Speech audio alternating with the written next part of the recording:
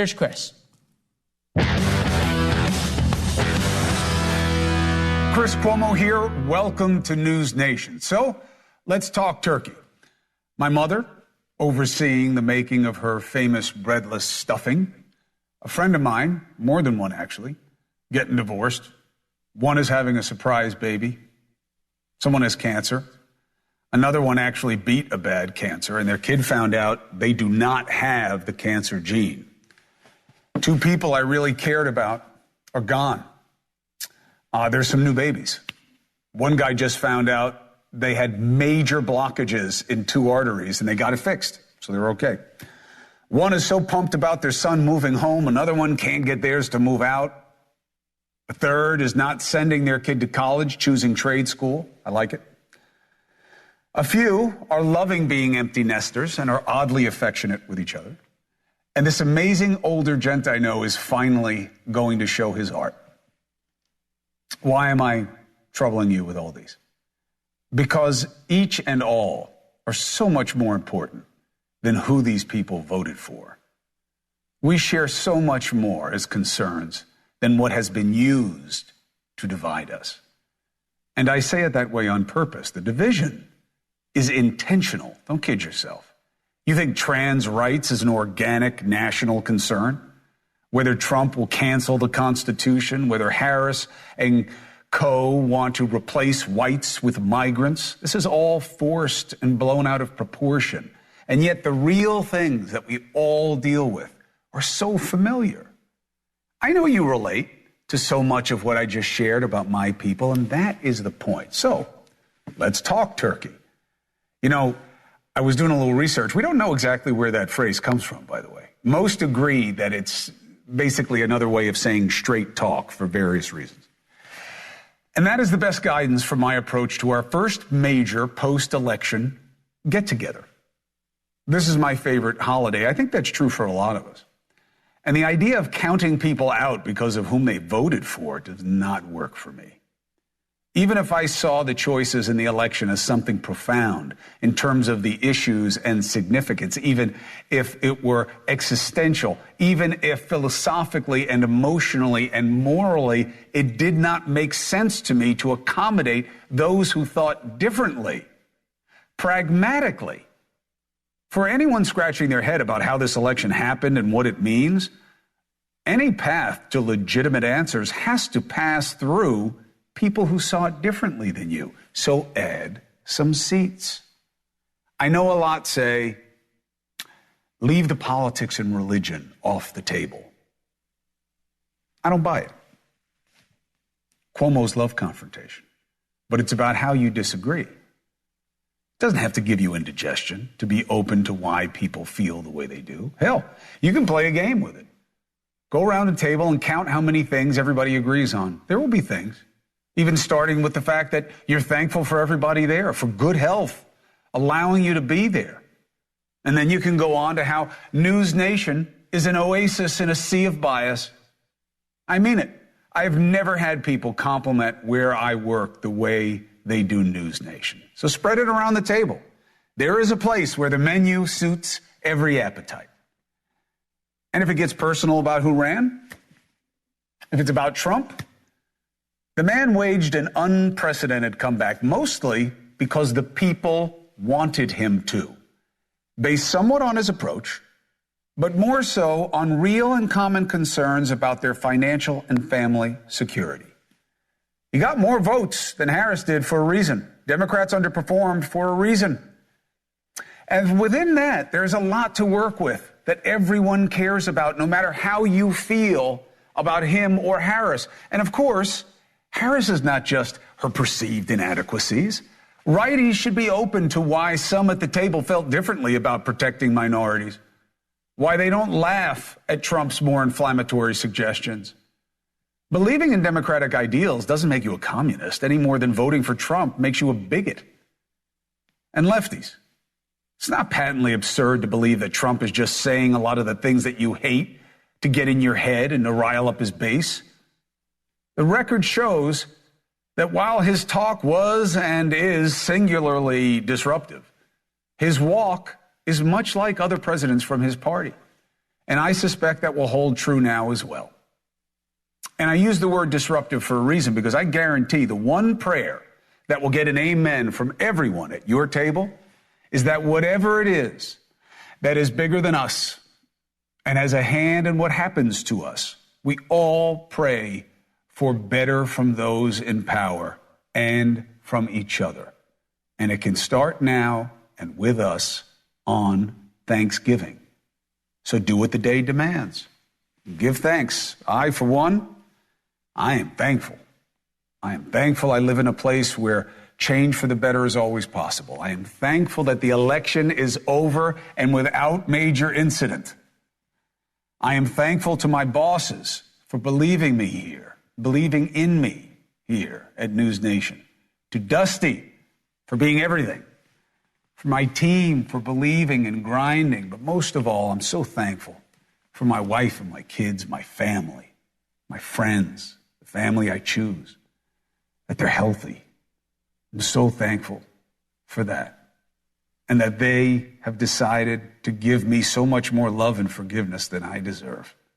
And I am thankful to you for coming to NewsNation, to my Substack for the podcast and long COVID work. I know I often am not saying what some of you may want to hear, but I'm thankful you take the time to listen to my food for thought. So happy Thanksgiving, my brothers and sisters. I hope you make the most of it. Now, where are we in the state of play? Trump has moved super fast. Not since warp speed have I witnessed Trump get people to get things done sooner than expected. Still hasn't picked FBI director, though. That's the last big one that we got to see. He's rumored to be eyeing ultra-loyalist Kash Patel to FBI or the DOJ, obviously not as AG, that's Pam Bondi. Patel has openly called for going after Trump's enemies in both government and media. But the guy is known for, being a rah-rah guy and a MAGA guy. And so that's what he says. But what's he going to do? Bondi, same way. She has said, hey, maybe you prosecute these prosecutors. You got to go after the people who went after him. All right, but let's see what she does. Well, she just told you what she's going to. No, she didn't. That's political speak. So, Special Counsel Jack Smith, you really think they're going to go after him? He dropped Trump's January 6th and classified documents cases today. People are saying, why? Well, why do you think?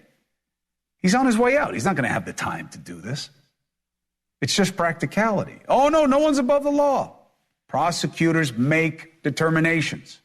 So, let's ask conservative political commentator and journalist Scotty Nell Hughes, NewsNation correspondent at large Geraldo Rivera, Democratic strategist, communications genius Amisha Cross, each and all about the relative state of play with this administration and what it portends for the president-elect. Geraldo, how do you feel about what he has lined up to do his bidding at the government level? First of all, talking about feeling, you are such a mensch. I'm so proud to know you. Your feelings are so sincere. You carry it all on your sleeve. It's such a delight, Chris. I mean that. You remind me of your dad. I get all choked up here thinking about it. You really do. And congratulations to your mom for raising you so well. In terms of, I had a eureka moment in terms of the transition today, because here he has moved, as you say, at warp speed to fill out the entire cabinet. Some may fall by the wayside. I don't think so. I think that this is the hand he's going to play. And if we know everything now, I think that they'll, senators love to bitch about things, but then they swallow their pride and they go along with the selection that the president wants. Presidents are given wide latitude unless there's a real stinker like Matt Gaetz. But I think that the team that they have now is fine. Now, here's the eureka moment I had. Why hasn't he picked the FBI director? I remind our audience that the director of the FBI serves a 10-year term. 10 years. So here you have Christopher Wray put in place in 2017. Wouldn't it be a great Never mind to the Steve Bannons and the Alex Joneses of the world if the president suggests that he's just going to keep Chris Wray. He's got nothing to hide. Chris Wray is a fine prosecutor. He's a career guy. His term is due to go until 2027.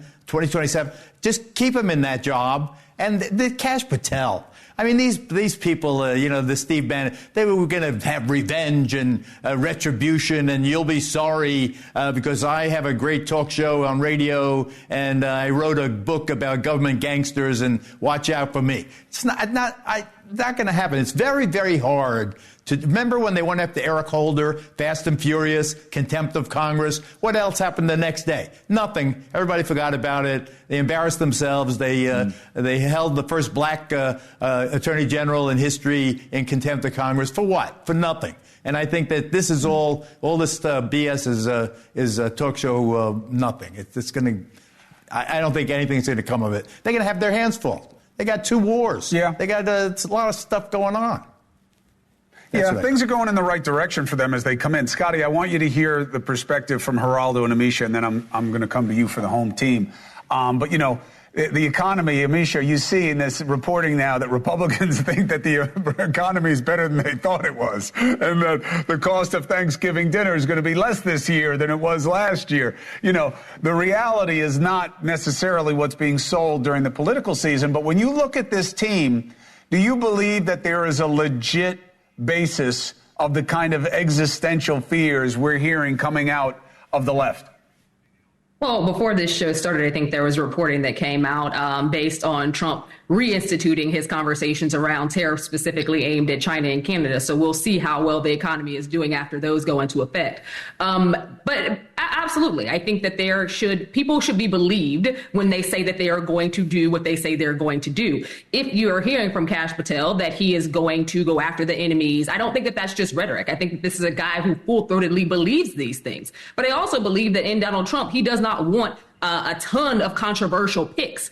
We saw that Matt Gaetz stepped aside, which I think was the smartest thing in this context. But for the most part, Bondi is going to be somebody who easily gets through a confirmation process. And Kash Patel, he's problematic on multiple levels. So if Donald Trump was to choose him, I think that he would choose him in a deputy role, one that does not require Senate confirmation, rather than one that does. Because at the end of the day, he's trying to get his picks in. Yes, all of his picks are going to be loyalists. The picks of anybody's administration are typically loyalists. But to have loyalists who have also gone out of their way to talk about, going after enemies, when Donald Trump, be it true or false, has said that he's trying to unify the country, you do not unify the country by appointing people who are dead set on, getting bravado from disunifying, from being people who have decidedly wanted to go after and create an enemies list and attack folks, not only in media, but also those who are in respected agencies across the federal government. That is not how you build collaboration. That's not how you build community. And that's not what millions of people voted for when they went to the polls. You think Biden should pardon Trump? I think that we're seeing the legal process play out. More and more of these cases are going away, in large part because Trump was reelected and because they think that they do not want to see the political fallout. Do you think Biden should pardon Trump? Thank you, Geraldo. Amisha? I said my answer already. We're watching the court system play out. That was not an answer to my question. It's a yes-no question. I already said what I was going to say. It's not going to go any further than that. You should run for office. So, Scotty, you've heard how these two feel about it. What do you think? I don't even know where to start between the both of them and the different things they said. First, let me point out, if there was actually legitimate reasons for Donald Trump to be prosecuted the last 4 years, you would not be seeing these cases just be dropped because he was elected into office. They would be built on substantive claims that would have led to his conviction. That never happened. That just shows the Constitution. It was the Supreme Court. Once again, though, it just shows the ruling. That was state courts. Those were state courts. New York, Georgia, all of those cases. And then you look at the federal cases with Jack Smith. If there was legitimate truth to it, then he should continue his prosecution. But there's not. This is why that accusation of lawfare has been going on for the last few years. That's why Trump said he was just a witch hunt, a target. And you can't look at the events of the last 4 years the various prosecutions and say that Donald Trump was not targeted by this administration's DOJ for two purposes. One, to keep him off the ballot because they were seriously scared they would lose. And two, to keep anybody of any substance from aligning with Donald Trump and helping to fight. They wanted to make sure that he was completely isolated. They failed at both. What about the cabinet? You like it? I agree. I think there's some issues with some of them. I do agree that, that Donald Trump has picked complete loyalists. This is not going to be like 2016. He is not going to just have gatekeepers. He is the gatekeeper. So he wants to make sure he has folks that when he texts them, this is my policy, this is my timeline, that will follow his commands. And I think that's the difference. We're also looking at a president that is only going to be in office for 4 years. He doesn't need to run for office again. So he knows he does not have to be politically popular after his presidency. He's already going to go in and make sure that what happened to him after he got out of office in 2020 will not happen to any candidate on either side of the aisle in the future. That's his promise, and we're showing he's going to keep those. How? Well, there won't be an insurrection after he gets out of office in the next 4 years. So I guarantee that there probably won't be the same level of fallout.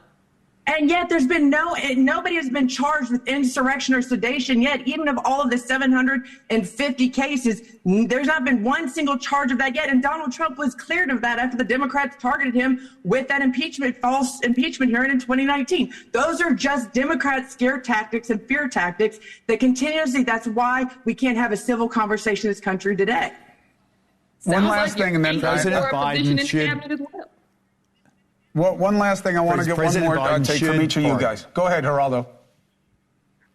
I didn't mean to interrupt. I'm sorry. President Biden should. It would be a gracious move. Why not? These cases are going nowhere anyway. They've been delayed till after his term for even being considered. I mean, you don't just put a legal allegation in the freezer for 4 years and then take it out and thaw it out and bring a case against him because he's a lame duck or because he's out of office. It's preposterous. It is the Supreme Court of the United States that ruled the president has broad immunity, gutting these cases. These cases were not prosecutable. They had the very low level of a chance of success. It is that Jack Smith did the right thing. He says he can go out in a blaze of glory. This has nothing to do with the substance of the case. It's just we ran out of time. Well, the president can't be prosecuted because the sitting president under the Constitution cannot be prosecuted. It's all BS. Get this behind us. Scotty's right. It was lawfare. These cases, as you know, Chris, I've been against them from the first minute. You could oppose Trump and oppose these cases, what Colorado did, trying to get him off the ballot, and Maine and all these other. These are ridiculous, un-American, preposterous, trying to short-circuit the political process and adding to the martyrdom aura that the president-elect had going into this election, plus surviving the assassination with such macho defiance. But I got two more. I got two more things. The first one is, I don't know how many times I got to tell you, Geraldo, there is never any reason for you to say you're sorry about anything on this show. Every time you're here, you can say whatever you want, as much as you want. The second thing is, I think that if he pardons him, I think it's a great move for him to say, I pardon Trump. It's better for the country. I don't put all the cases together personally. I think some of them were more than legit. But and then at the end, he goes, and I'm pardoning Hunter. Amisha, let me ask you this. If their first legislative initiative is comprehensive immigration reform for the southern border, do you believe Democrats should jump in with both feet and say, we're in? You make it the bill, whatever you want. Let us see what we can get in it too, so that this issue can't beat them again. I don't think it's make the bill whatever you want, but I do think the Democrats are going to come to the table and have these conversations and be willing to offer up compromise in the same way that they were before Donald Trump pulled the rug from under their feet last go round. But this is also going to be taken in tandem with the raids that he's planning on doing. Be mindful that was something he ran on. That was something that excited his base. And Donald Trump has appointed people and put people, in his brain trust who are going to be individuals who extend law enforcement powers to actually raid different places of employment, as well as schools and other areas where undocumented individuals, as well as those from mixed status families reside. That is outside of comprehensive immigration reform. And I think the Democrats will and should have a problem with it. We'll see. We'll see how they play it. If you're going after criminals, I think it's a different play. You wind up flying right into what got you in trouble on the issue in the first place. Guys, I got to jump. Amisha, I'm such a fan. Thank you for being part of the show. Have a very happy Thanksgiving. It was great getting to meet you and doing the convention with you.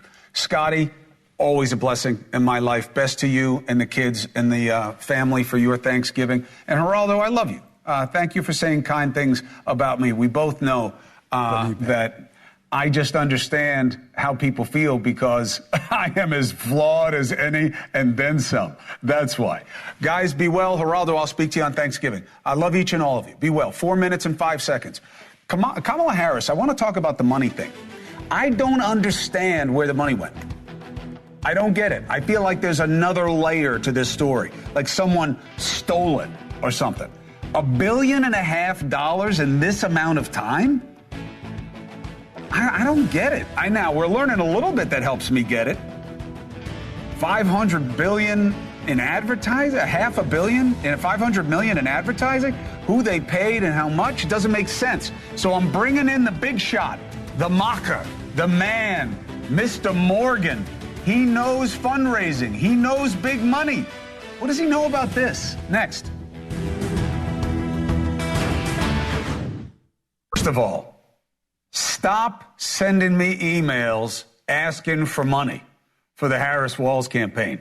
You spent $1.5 billion in a few months. I mean, did somebody steal it? I've never heard of anything like this. And you're in debt, like $20 million. Nearly $500 million on advertising. But it's these other things we're learning. Giving Oprah $1 million for the production company, 6 figures to build a podcast set for somebody. Where was that offer for the Chris Cuomo project, by the way? Now we're hearing the party can't pay people who work for them, that they didn't get paid for weeks. We had a truth teller on this show, Lindy Lee, member of the DNC Finance Committee. Listen to her. We are going to keep losing if we don't have a financial accountability and some sort of very serious accounting of how exactly we spent $1 billion. Millions were spent on celebrities, ice cream, private jets. $2.5 million was spent on Oprah. A lot of senior staff were summarily fired or told that they wouldn't be receiving any pay last week. And now we see basically massive layoffs. Never heard anything like it.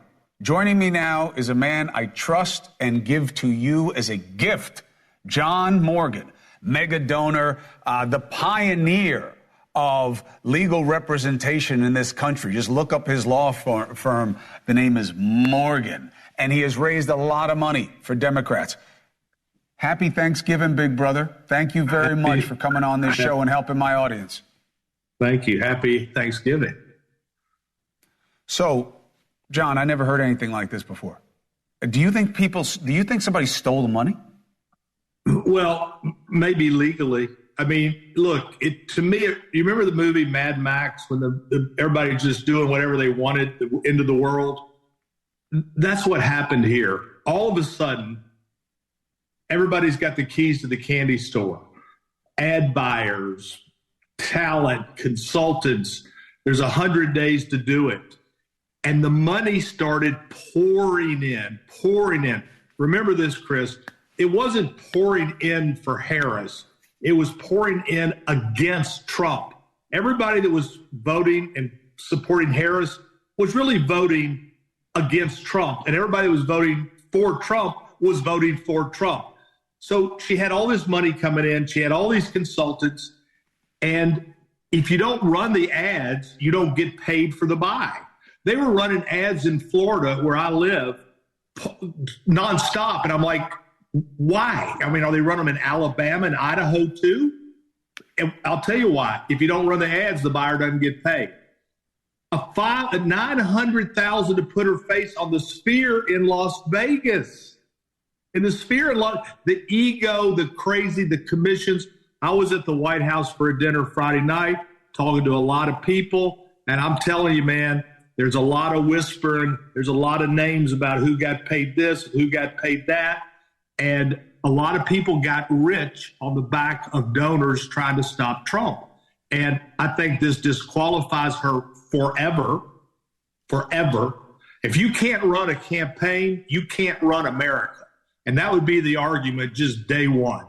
So it was terrible. I think she did a good job in the debate. I think she did as good a job as she could hope for in a short period of time.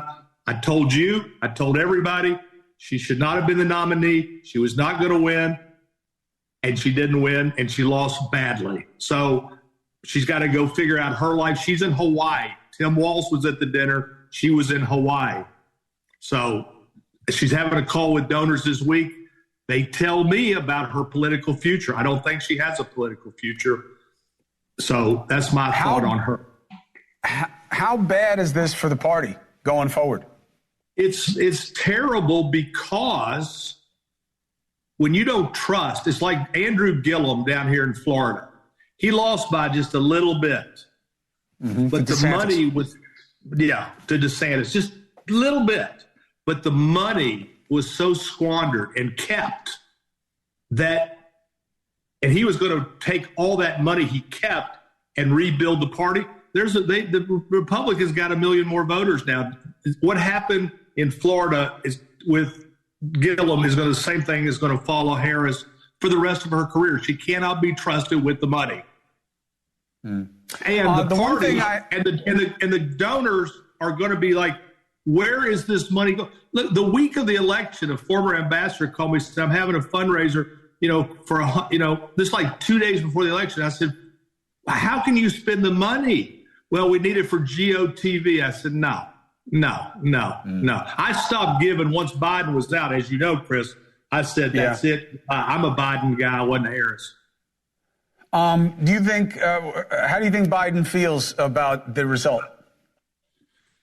I think he's obviously, he did not want to go. He did not go gently. I said this early on. He did not want to go gently. He nominated her basically. Obama did not want her. Obama did not endorse her for 5 days. Pelosi did not want her.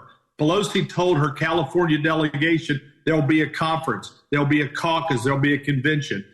We basically ran on this deal where democracy, and then we didn't have democracy in picking our nominee. But why did Biden pick her? I think it was to say F you to Nancy Pelosi and Barack Obama and every representative that was pushing him out. And if he hadn't gotten out that Sunday, it was going to be an avalanche the next week. Look, Adam Schiff had already spoken. Zoe Lofgren had already spoken. It was just a matter of Monday. And I think he was pissed. So Obama supposedly was very strong for Harris as his running mate, but did not want her to get this nomination. Well, the guy who was strong for a running mate was Klain. I was very much against it with Chris Dodd. Chris Dodd wanted Karen Bass. I wanted Val Demings. Biden said, I'm going to pick a black female. So that was the box to pick from. And Val Demings was my choice. She's from here. Dodd and here's why I said she was no good. She didn't win it. She was terrible in the primaries. She got 8%. She didn't even make it to Iowa. She got 8% of count. She was terrible. We already saw what she looked like on the national stage. Look, she's got to be talented to have done what she did in California. I'll give her that. But she was not ready for prime time. And then they rolled her out in prime time and she got destroyed. And then here's what I believe. I believe Walz is a nice guy. He's but I believe she should have picked Shapiro, but I don't believe she did because some people are intimidated by strong number twos. Shapiro would have been a strong number two. The reason companies go bad, A's hire B's, the B's hire C's. Why do they hire B's? So they don't threaten them. So she picks Walz, and he loses his own district in Minnesota. The whole campaign was terrible. It was run poorly. I don't know if anyone could have won at that point in time, quite frankly, but I would like the idea of Gretchen Whitmer and Shapiro as a ticket just to see what would have happened in that blue wall. John Morgan, I love you. Thank you for the inside scoop. I'm thankful for you in my life. It's great to have you as a new friend. I'll be talking to you soon. Come to Florida and fish with my son. He's got a big boat and he wants to show you how to fish. Done. I need to learn. I will call you. I'll be down there in a couple weeks. Take care. 4 minutes and 30 seconds. Now, I'll tell you what. You haven't heard anybody explain it on TV like that, because that cat is in the room where it happened. And he doesn't care because he just wants to tell the truth because he's so disgusted. And you are the beneficiary. A lot of talk about Lyle and Eric Menendez. I thought it was going to happen. That, you know, the prosecutor sees it differently now. The judge saw it differently now. They've been in so long. What happened? They just appeared in court for the first time in 3 decades. But is this now politics? Their lawyer with perspective. Next. You know, some say that's why Lyle and Eric Menendez got the hook in the first place. Then they were going to be resentenced, could have been released from prison after 35 years almost behind bars because of what? The new understanding that maybe they were telling the truth about this pattern of abuse that we would understand differently if the trial were held today. The sitting DA recommended the brothers be resentenced from serving life without the possibility of parole for murdering their parents to something else, being eligible. But then a new DA named Hochman came into town and said this. Menendez's deserve a DA actually doing their job so that there's no cloud of credibility over a decision. When you had the prior DA make that decision 12 days before an election, I will perform that thorough review on this case and quite honestly every case that a case like this deserves. And if I need some additional time, there will not be delay for delay's sake. What does that mean, though? What's he going to do? The brothers made their first appearance in court in about 30 years. The judge decided to push their upcoming resentencing hearing, moving it from December 11 to January 30 and 31st to give the newly elected DA time to review the case. Thus, not home for the holidays. So what's going to happen here? Mark Garagos, the defense attorney for Eric and Lyle Menendez, in court today. Mark asked Newsom, the governor, to issue clemency here. He said, I defer to the DA. It's good to see you, brother. You know I'm thankful for you. You're my attorney and my friend and my mentor. So what do you think happens here and why? Well, we put on, by the way, you're absolutely right. The judge put it over. He said he wasn't ready to rule, but he did do something interesting. So the prior DA, who's actually still the DA, George Gascon, he initiated the resentencing by filing the paperwork. So under California law, that's significant. The new DA, who was just elected, takes office next week. He cannot revoke that, so to speak. So that's settled law in California. But the judge today initiated also under what's called AB 600 that he was going to initiate a resentencing as well under AB 600. So we have a situation now where we will have a full-blown hearing. What may be lost in just today's continuance is that both Jose's sister and Kitty's older sister, both the older sisters, actually testified in court today. We went forward with partial of the hearing because tomorrow Joan turns 93 and Jose's sister, Teresa, Aunt Terry as they call her, is 85 years young and has been battling cancer. Both of them, I wanted to preserve their testimony. We did that today. I will tell you, as cynical or as hard-boiled as I am, it brought a tear to my eye, both of them, to hear them talk directly to the judge and tell the judge. Now, mind you, remember, they're not just Lyle and Eric's aunts. They are the victims in this case because their little brother and little sister, respectively, are the deceased. And they said, it's been enough. It's been 35 years. We want them home. So that was very moving. I have one of them said on this show in the world we're going to prevail. One of them said on the show that I believed them about what was happening, and I didn't know. I mean, we had heard things, we suspected, but it was at a time when people weren't so forthcoming about that and didn't want to acknowledge it. And, you know, had I known, it's terrible what these boys went through. So how does the politics get you? Do you think this new DA doesn't want the same? Does it work for this DA politically to reduce this sentence, or is he a tough on crime guy? Well, look, part of the politics of this, and the irony is that 30 years ago, as I've been saying since well before the election, 30 years ago, when a jury heard all the defense evidence, two separate juries, they voted not guilty on murder, and all of them tilted, more than half, tilted towards manslaughter. 8 days after O.J. was acquitted, all the rulings changed. The second trial with a third jury happened. They were convicted. That was DA politics 30 years ago. Without the same evidence. Without the same evidence. Yeah, without the same evidence. Exactly. Right. And now I'm hopeful 30 years later, we've got two very experienced DAs who are on this case, the deputy DAs. They've done hundreds of these resentencing, and I'm hopeful that cooler heads will prevail, and that if Hochman does the hard work, and I have no reason to believe he won't, that he's going to come to the same conclusion that everybody has. I will tell you what the problem is with this case. Tomorrow is when the habeas response is due by the DA's office.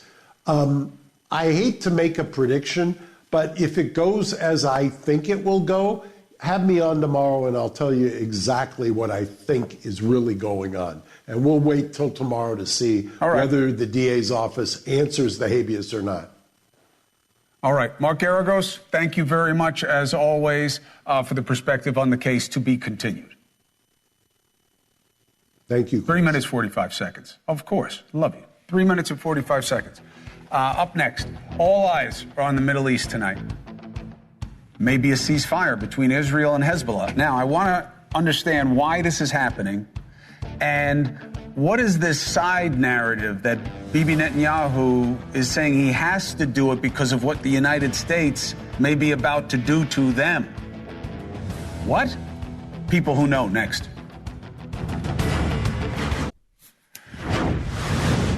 Is Israel going to have a ceasefire with Lebanese-backed terrorist group Hezbollah? It's kind of confusing, right? Because Lebanon is a separate player, even though Hezbollah is largely in control there. We need to have it explained to us, especially with this overlay that Israel is saying they have to do this. The cabinet is set to vote tomorrow on this deal. Bibi Netanyahu is saying they have to accept it because of what the U.S. may do otherwise. I don't understand. Let's bring in Aaron David Miller, former Middle East peace negotiator, an expert in these things, worked with both administrations. Great guy. Aaron, good to see you. Happy Thanksgiving. You know I'm thankful for you. You too, Chris. What do you make of the dynamic here that Bibi's saying, well, I got to do it? Is that just him giving himself cover for why he's doing it, or what's your take? I mean, it's hard to explain. I mean, the guy has resisted American pressure over the course of the last 12 months. Why he would suddenly summon up this as an explanation with only, 2 months remaining in the Biden administration doesn't make much sense. Sometimes Israeli prime ministers use the United States as an excuse, a justification of making concessions in order to sort of neutralize internal opposition in Israel. But I'm not sure that even makes sense, because the Security Cabinet tomorrow is likely to vote in a resounding majority for this deal. And what do you think of the deal? I mean, look, Arab-Israeli negotiations, Chris, usually only have two speeds, slow and slow. And we've talked over the course of the last year about the difficulties of negotiating an Israeli-Hamas deal. This has a lot of advantages for Netanyahu and for Hezbollah, frankly, and for the U.S. It'll end a year-long mini-war between Israel and Hezbollah. 70,000 Israeli residents of those border towns and kibbutzim will be able to return home. The Israelis have done so much damage to Hezbollah, command and control, literally, physically wiping out their reserves of gold and hard currency. They need time to repair and rebuild, and it's stressful on the Israeli reserves. Small standing army, usually fought largely with reservists. So it's urgency. If you and I had a tough negotiation and we didn't want to make a deal, we would ultimately if the advantages of reaching one outweighed the disadvantages of not. I just think urgency here is critically important. And the guy who's going to benefit from all of this is the president-elect. Woody Allen once said 80% of life is just showing up. He's right, but he's also wrong. 80% of success in life is showing up at the right time. Donald Trump's going to inherit 3 conflicts: Israel-Hamas, Israel-Hezbollah, Israel-Iran, which in my view, trend lines look to me in each of these that they're actually kind of moving toward a de-escalation. Of course, he's going to claim credit for whatever transpires. So again, it's Fortuna, Chris, plays a huge role in domestic politics and in foreign policy. Does this portend a deal with Hamas, or no, totally different dynamic, totally different exigencies? I think you put your finger on it. Dynamic exigencies. The guys in the tunnel, Mohammed Sinwar, the brother of the late Yahya Sinwar, I think he'd want to hold out, keep the Israelis estimate 101 hostages dead and alive, maybe 50, 51 are still living. He's going to hold out for either a phased Israeli withdrawal or a complete Israeli withdrawal from Gaza. He's not going to get it. And Netanyahu, frankly, doesn't want a deal, because a deal means giving back a lot of Palestinian prisoners with blood on their hands. It means maybe endorsing the Palestinian Authority. It gives him a headache just thinking about it. And his numbers, his stock, his credibility in Israeli politics is rising. Chances are this government could actually go to term in 2026. It's very interesting how time and the dynamic winds up changing what seems so obvious there. At the end of the day, though, all the pieces stay on the board, right? I don't understand this ruse that Hezbollah is somehow different than Lebanon in terms of negotiating this situation. Lebanon says, well, we'll put our troops on the border, so, as a buffer against Hezbollah. It's like, please. But all the players will stay. Hamas will stay, Hezbollah will stay, and Israel will stay. So it's all just as Aaron said in the prep for this, that these deals are made to be broken. Brother, thank you for explaining the dynamic. ADM, always a pleasure. I wish you the best. Thank you for being with us, and the best to you and the family for Thanksgiving. Take care. You too, Chris. All right. 4 minutes and 45 seconds. We'll be right back. A little final thought, maybe. Short. We have time for tonight. A friend of mine gave me a good tip. He was like, we're having people come over here. I'm getting the fryer out. I'm afraid of those deep fryers for the turkeys. You got to do it far away from the house. But he was like, you just got to remember, you treat each